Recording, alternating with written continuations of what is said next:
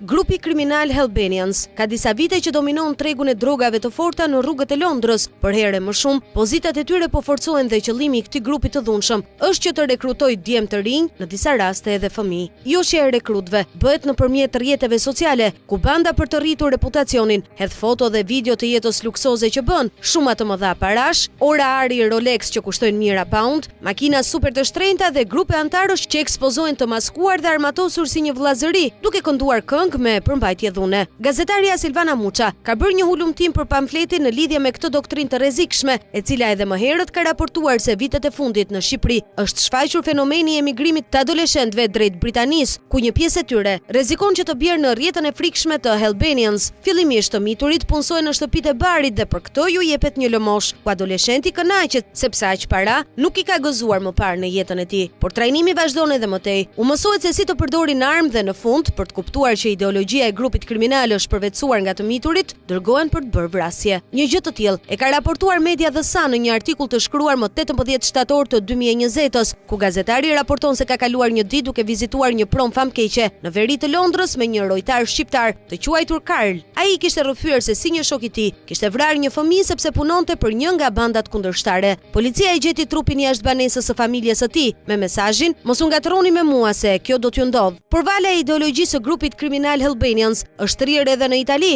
Më 10 tetor 2020, policia italiane çmonton një grup të dhunshëm, ku antarët ishin të mitur dhe që vetë quheshin Albanians. Grupi vepronte në zonën e Tugulios, ku akuzohen për një seri të gjatë krimesh dhe si qëllim kishin që të tregonin epërsi ndaj bashkëmoshatarëve të tyre. Pjesë e grupit të dhunshëm janë 18 adoleshent, ku 3 prej djemve janë arrestuar dhe dërguar në një burg për të mitur në Piemonte. Ndaj tyre policia ka dokumentuar rreth 20 episode të dhunshme, ku disa prej antarëve të grupit ishin përgjegjës për grabitje, vjedhje, zhvatje, sulme, plagosje, rrahje dhe ngacmime nëpërmjet rrjeteve sociale, ku kontaktoheshin dhe kërcënoheshin viktimat. Gjatë kontrolleve u gjetën 2 armë loder, imazhet e të cilave u postuan në profile të ndryshme të rrjeteve sociale në përdorim të djemve dhe video që tregonin skena dhune dhe përleshje.